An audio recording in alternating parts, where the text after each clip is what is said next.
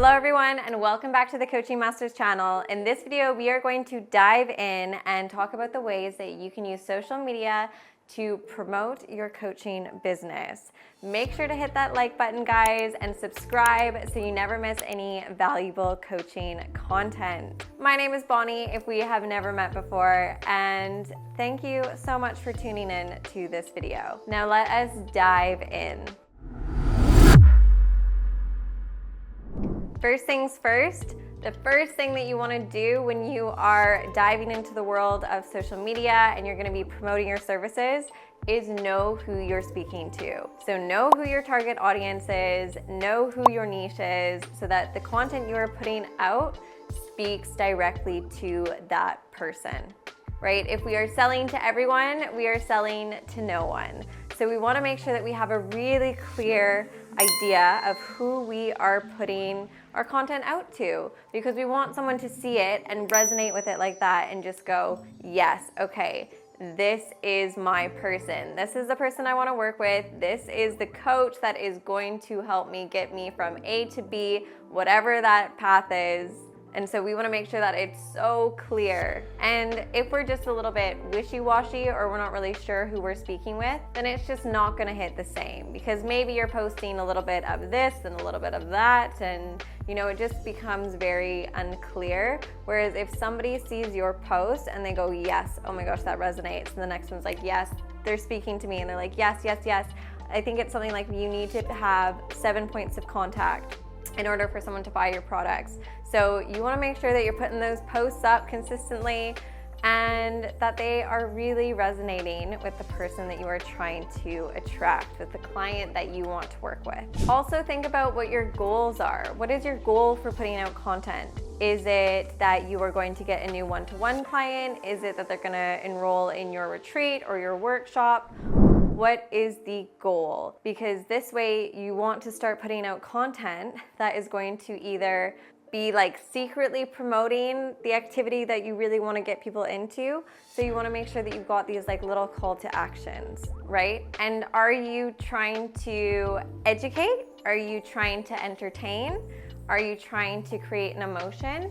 What are you trying to do with this post for your audience? Now, once you have your audience and your goals all planned out and you know that you're putting content out because you're trying to attract your one-to-one client or whatever it is, and you know the perfect person, then we want to make sure that we know which platform is right for us. Because if we're trying to post on every single platform, it's gonna be really overwhelming. It's gonna be, we're gonna feel like we have to do so many things. So when you see people that are doing this, a lot of the time they have a whole team behind them.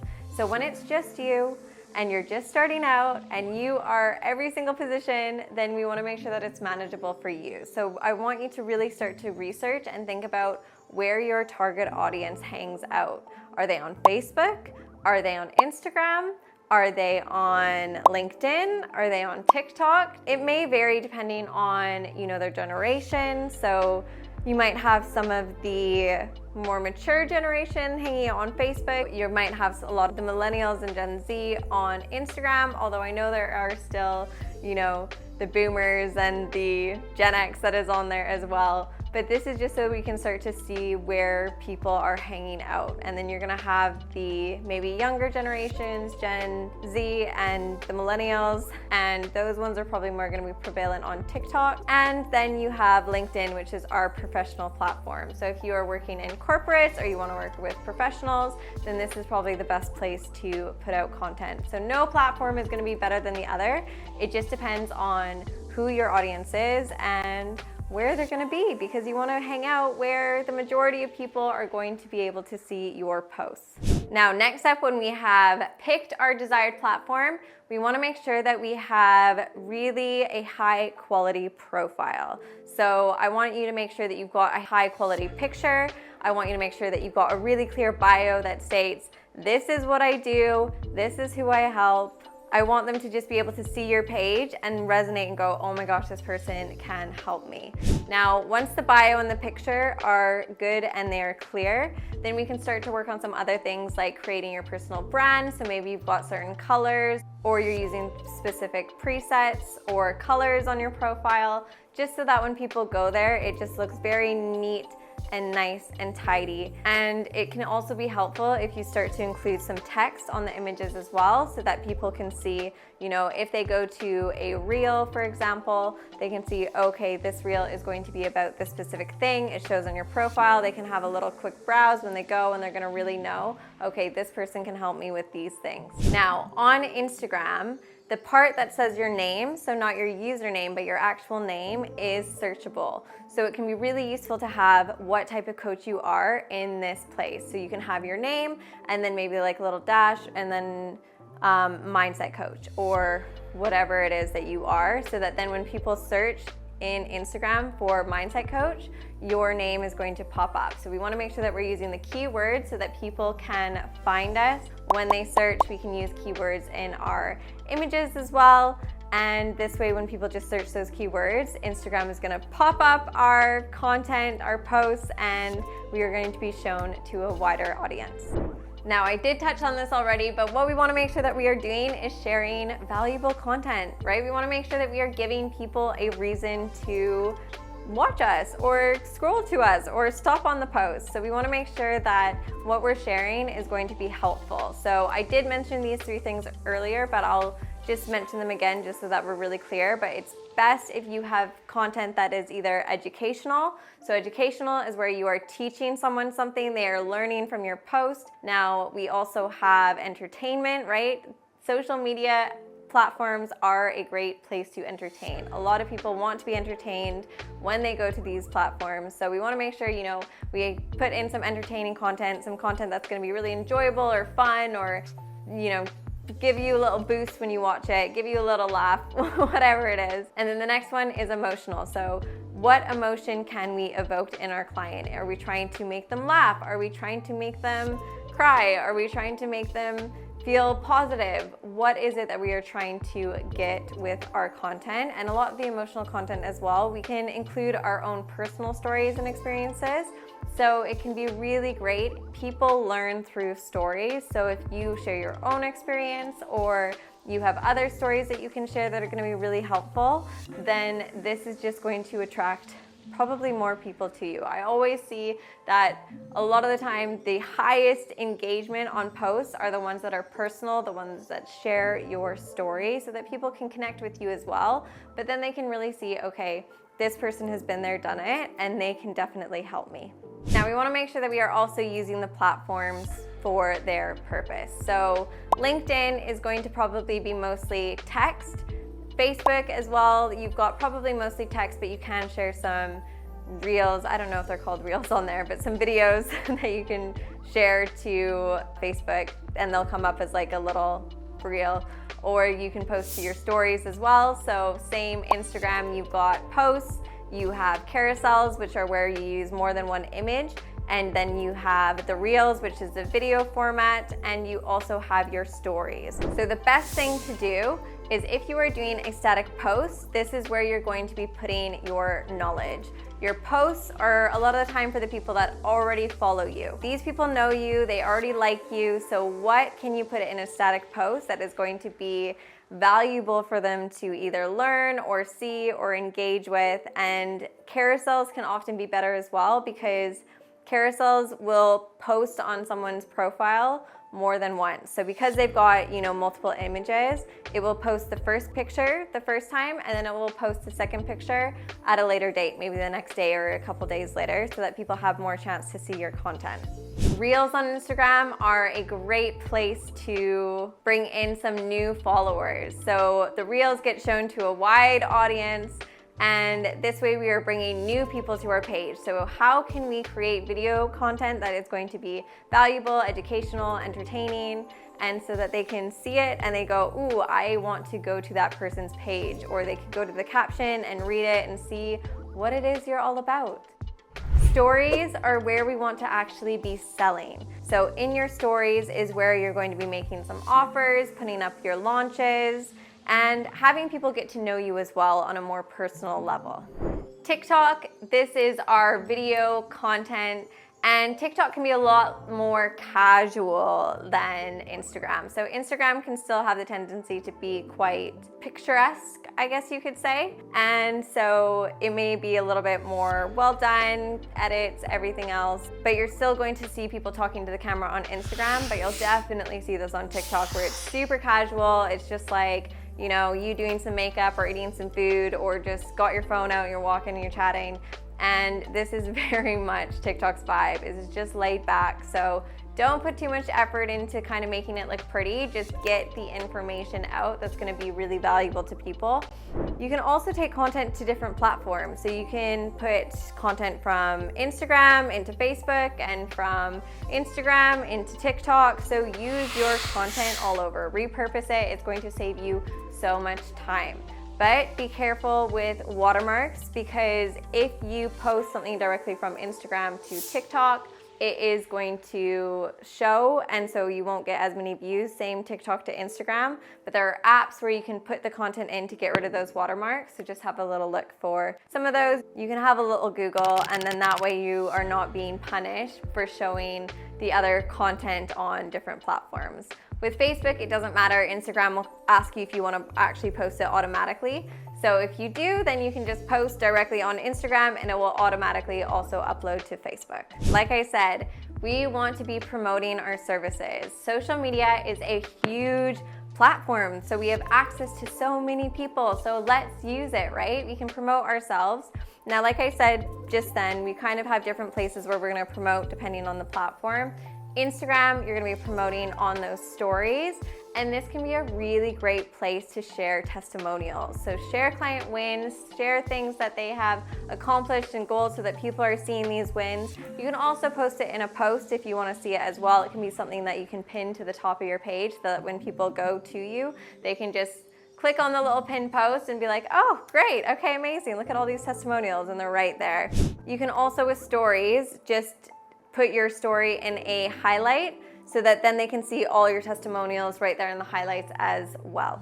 But if people don't know us, then it's going to be really useful for them to be able to learn about how we've actually helped people. So referrals are always going to be the easiest way to get clients, but if you don't get a referral, then a lot of people want to just see proof that you can actually help them. So getting those testimonials in, sharing those success stories is just going to be really beneficial for you to promote those services.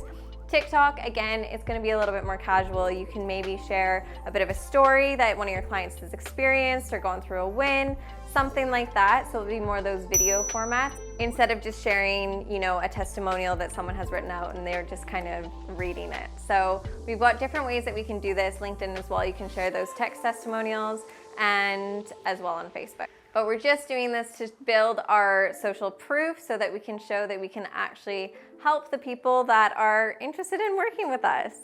Another way that we can promote our services is by offering free resources or free guides, free something to just get them in our network. So one way that we can do this on Instagram is maybe you've got a free resource guide that you can offer to people. Maybe you've created a free journal or a free vision board creator, whatever it is, you know, journal prompts. You can offer these for free to people so that they start to get to know you and they can use your tools and see how it's going to help them. You can also create some free challenges and run these on Instagram, or you can run these in Facebook groups. And these are all just going to be ways to build out and get more people to connect with you so that then you can put out an offer. One great way is to do this through Facebook. You can get into a Facebook group and you can do like a 5-day challenge, and you can have something every single day. And on the final day, you would launch your offer for your group program or your one-to-ones or whatever it is.